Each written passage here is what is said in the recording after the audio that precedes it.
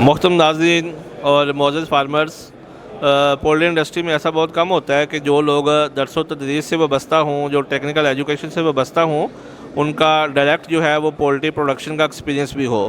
آج آئی پیکس کے اوپر ڈی ایم جی فارماسیوٹیکل کے اسٹال پہ ہمارے ساتھ سر شبیر شاہین صاحب موجود ہیں۔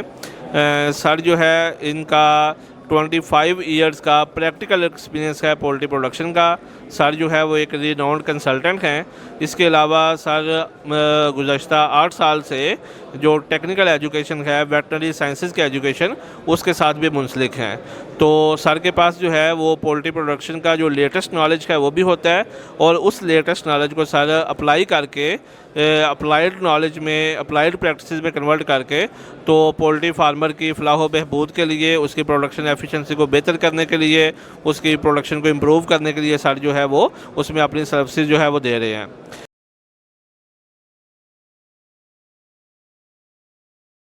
آج سر ہمارے اسٹال پہ تشریف لائے، سر آپ کا بہت شکریہ۔ تو آج جو ہے وہ ہم سر سے یہ جاننا چاہیں گے کہ سالمونیلا چونکہ ایک اہم جراثیم ہے اور ہر فلاگ کو یہ ٹائیفائڈ کی شکل میں متاثر کرتا ہے، تو سر سے ہم یہ جاننا چاہیں گے کہ جو سالمونیلا کنٹرول ہے اس میں بائیو سیکیورٹی کا جو ہے وہ کیا کردار ہے؟ جی sir. Thank you very much doctor صاحب، انٹروڈیوس کیا آپ نے مجھے۔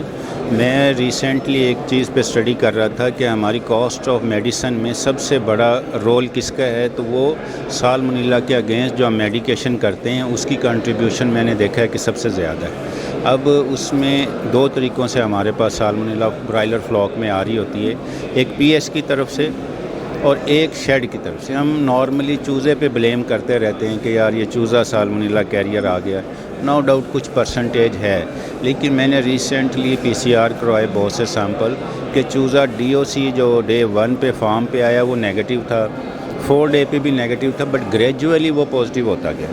اب وہ پازیٹیو کہاں سے ہوتا گیا؟ 2 سورس اس کے اگین ہو سکتے ہیں، ایک یہ کہ ہم نے بایو سیکیورٹی بریچ کی ہے کہ لوگ آ جا رہے ہیں، دوسرا جو میرے نزدیک سب سے کنسرن چیز ہے کہ ہم ڈس انفیکشن اور کلیننگ کو بہت زیادہ اگنور کرتے ہیں۔ اس کی وجہ سے جو ہمارے پچھلے فلاک کی بایو میٹیریل ہے اس میں ڈراپنگز ہو سکتی ہیں، پر ہو سکتے ہیں، اور اسپیشلی بیٹلز ہو سکتی ہیں، کریکس کے اندر جو ہمارا پچھلا لٹر ہے وہ ہو سکتا ہے، وہ ایز اے سالمونیلا سورس جو ہے ہمارے موجود رہتا ہے۔ جو میں اس کو سمجھتا ہوں کہ ریسنٹلی میں نے کوئی 10 جگہ پہ سیمپلنگ کی اور اس کو اسٹڈی کیا، تو میں نے یہ اس کو کنکلیوڈ کر سکتا ہوں یا میں کانفیڈنٹلی کہہ سکتا ہوں کہ one of the major reason چوزے کے علاوہ جو سب سے بڑی ہے وہ پور ڈس انفیکشن ہے۔ عام طور پہ ہم نے دیکھا ہے کہ ڈس انفیکشن جو ہی شروع ہوتی ہے تو جو اسٹاف ہے اس میں سینئر ممبرز ہیں وہ چھٹی چلے جاتے ہیں، یعنی ہم لیسٹ امپورٹنس دیتے ہیں۔ سپروائزر بھی چھٹی، ڈاکٹر بھی چھٹی، پیچھے سے سادہ سی واشنگ کی اور اس کے بعد تو ڈالی، اور تو ڈالنے کے بعد فیومیگیشن کر دی ہے، وہ اس کا اتنا ہمیں فائدہ نہیں ہے جب تک ہمیں پچھلا بایو میٹیریل ریموو نہیں کرتے شیڈ سے اور اس کو پراپرلی ڈس انفیکشن اپلائی نہیں کرتے۔ اب ہم سادہ سا میں جو کفایت شعاری کے چکر میں پیور فینائل لے لیا مارکیٹ سے، فارملین لے لیا، ہائیڈروجن لے لیا، اس کا ہمیں کیا نقصان ہوتا ہے کہ ہمیں اس کی پرسنٹیج کا پتہ نہیں ہے۔ فینائل ہے، ہائیڈروجن پروکسائڈ ہے یا کوئی اور ڈس انفیکٹنٹ ہے، اکیلی فارملین، اس کی کانسنٹریشن ہمارے پاس کنفرم نہیں ہوتی۔ اب وہ 2 سال پرانی دوائی ہے، کیمیکل ہے، تو اس میں جو ڈی جنریشن کی وجہ سے اویلیبلٹی آف کیمیکل کم ہوتا ہے، اس لیے ہم کنجوسی تو کر جاتے ہیں، اینٹی بائیوٹک پہ اس سے کہیں زیادہ پیسہ لگا لیتے ہیں۔ تو ہمیں چاہیے کہ ایک شیڈیولڈ اور پریپیئرڈ پروڈکٹس یوز کرنی چاہیے، اور الٹرنیٹیو جیسے فینائل ہے، کوارٹری امونیا ہے، بایو ڈیگریڈیبل پروکسائڈز ہیں، ان کو ہم نے کنزیکٹلی یوز کرنا چاہیے، اور سیمپلنگ اس کے بعد ہمیں ضرور کرنی چاہیے۔ جیسے D M G I think it's the first company who introduce proper schedule, اور جس نے اس چیز کو ہائی لائٹ کیا امپورٹنس آف ڈس انفیکشن کو۔ تو ہم جو ڈس انفیکشن کے شیڈیول کو پراپر فالو کریں۔ انہوں نے ایک چارٹ بھی بنایا ہوا ہے کہ جس کے تحت ہمیں کتنا پانی چاہیے، کتنا اس میں کیمیکل یوز ہوگا، وہ ہم استعمال کریں۔ اس کے بعد ہمیں شیڈ کو سالمونیلا فری کرنا بہت ضروری ہے۔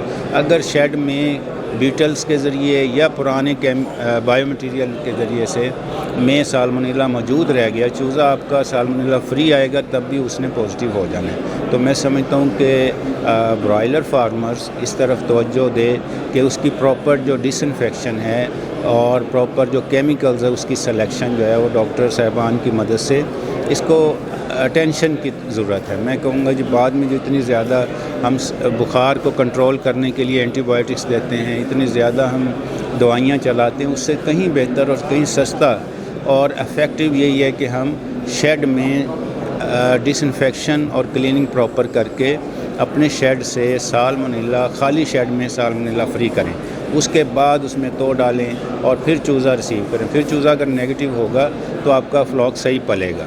تو ڈاکٹر صاحب میں سمجھتا ہوں کہ ہمیں اس پہ بڑا فوکس کرنے کی ضرورت ہے۔ بینگ کہ میں فارمر بھی یہ سمجھتا ہوں کہ میں خود اگنور کر رہا ہوں کہ ہم پراپر ڈس انفیکشن نہیں کرتے، پراپر اپلیکیشن اور یوزیج آف کیمیکل ہمارے ہاں کانسیپٹ نہیں ہے۔ تھینک یو ویری مچ۔ تو جی ناظرین، معزز فارمرز، جس طرح کہ سر شبیر شاہین صاحب نے آپ کو بتایا کہ ڈی ایم جی فارماسیوٹیکل آپ کی اس ضرورت کو مد نظر رکھتے ہوئے کمپلیٹ ڈس انفیکشن پروٹوکول آفر کر رہی ہے، اور یہ ڈس انفیکشن پروٹوکول جو ہے وہ نیوجن کمپنی کا ہے جو کہ ڈیفرا اپرووڈ ہے، اور اس میں جتنے بھی بایو سیکورٹی سٹینڈرڈس ہیں ان کو مد نظر رکھا جاتا ہے، اور ہم امید کرتے ہیں کہ جب آپ ہمارا بایو سیکورٹی پروٹوکول استعمال کریں گے تو اس سے انشاءاللہ تعالیٰ آپ کے شیڈ سے جو جرم لوڈ ہے وہ ریڈیوس ہوگا۔ بہت شکریہ، تھینک یو ویری مچ۔